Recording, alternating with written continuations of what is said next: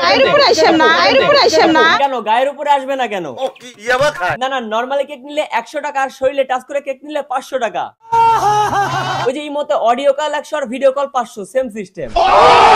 But কেউ কেউ হয়তো কেক খাওয়ার জন্য আসছে। আপু আপনারটা সুন্দর হবে তো? হ্যাঁ অবশ্যই সুন্দর হবে। না মানে আমি আপনার কেকের কথা বলি নাই। তাহলে বলেন আপু আপনারটা সুন্দর হবে তো? হ্যাঁ অবশ্যই সুন্দর হবে, ট্রাই করে তো দেখবেন, তারপরে তো বুঝতে পারবেন। দেখছেন আপায়া বুঝে গেছে আমি কিসের কথা বোঝাচ্ছি। কেকের কথা বললে উনি তো স্বাদ এবং টেস্টের কথা বলতো, কিন্তু উনি তো ট্রাই এবং সুন্দরের কথা বলতেছে। ট্রাই করে তো দেখবেন, তারপরে তো বুঝতে পারবেন। আপনার কেক টেস্টের রেগুলার প্রাইস 100 টাকা, ওইটা আমরা জানি, কিন্তু একটু যদি কষ্ট করে আপনার ট্রাই করার প্রাইসটা জানাতেন। বাংলাদেশের সাপ্রিদের নির্দিষ্ট একটা প্ল্যাটফর্ম ছিল হচ্ছে টিকটক, পরবর্তীতে সেটা ফেসবুকে রূপান্তরিত হয়েছে, কিন্তু বর্তমানে সাপ্রিদের কথা মাথায় আসলে আগে আসে আগারগাঁওয়ের কথা। জুলাই আগস্টের আন্দোলনে পুরো মাস জুড়ে আমি আগারগাঁওয়ে এর অর্ধেক পরিমাণে লোক কখনো দেখি নাই, তবে শুধুমাত্র এখন কেক খাওয়ার জন্য এই আগারগাঁওয়ে এত জনগণ। আরে ये क्या है ভাই?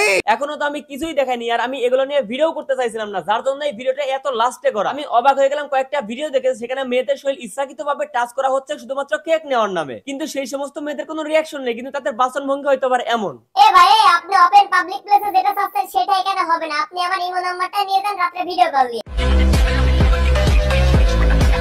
এই মহিলার এই পরিস্থিতি দেখার পরেও যদি এনার বাসার লোকজন ওনাকে রাস্তায় ভাবে ছেড়ে দেয় টাকা ইনকামের আশায়, আমি নিঃসন্দেহে বলবো তারা ধন ছাড়া হিজড়া মানুষ। আজকে আগারগাঁওয়ের বর্তমান এই অবস্থা থেকে আপনার কি মনে হচ্ছে? এই সমস্ত জনগণ শুধুমাত্র কেক খাওয়ার জন্য এখানে এসেছে? আরে না রে ভাই, এখানে তারাই কেক নিয়ে বিজনেস করতে আসছে যারা টিকটকে আপলামি করে বছরের পর বছর ভাইরাল হতে পারে নাই, আর এখানে আসছে শুধুমাত্র ভাইরাল হওয়ার জন্য। এখানে কেউ আসছে বয়ফ্রেন্ড খুঁজতে, কেউ আসছে গার্লফ্রেন্ড খুঁজতে, কেউ আসছে হাজবেন্ডের সাথে কেক বিক্রি করে ভাইরাল হয়ে কাপল ব্লক করার জন্য। 2-4 জন তো দেখলাম অলরেডি বাসায় গিয়ে কাপল ব্লক করা শুরু করে দিয়েছে। আরে ভাই যদি ধরেই নি আপনি এখানে ব্যবসা করতে আসছেন তাহলে ব্যবসা করেন, কিন্তু আপনি কোন ক্লাসে পড়েন এটা জানানোর কি দরকার? ক্লাস 9 এ পড়ি আমি। আজকে আগারগাঁওতে 3টা পুডিং নিয়ে আসছি।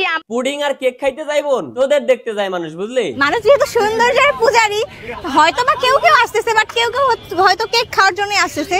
এখন যার যেটা উদ্দেশ্য সেটাই আর কি। বেশিরভাগ লোকের উদ্দেশ্যই হচ্ছে মাইয়া দেখার, আর আপনারা মাইয়ারাও সেটা কেউ আসতেছেন আমাদেরকে দেখানোর জন্য। ওই রে বোন, যারা হাজবেন্ডের সাথে কেক বিক্রি করতেছে, আবার সিঙ্গেল যারা ছেলে মানুষ হয়ে কেক বিক্রি করতেছে, কিংবা বয়স্ক কোনো মহিলা কেক বিক্রি করতেছে, তাদের কাছে তো কোনো ভিড় নাই।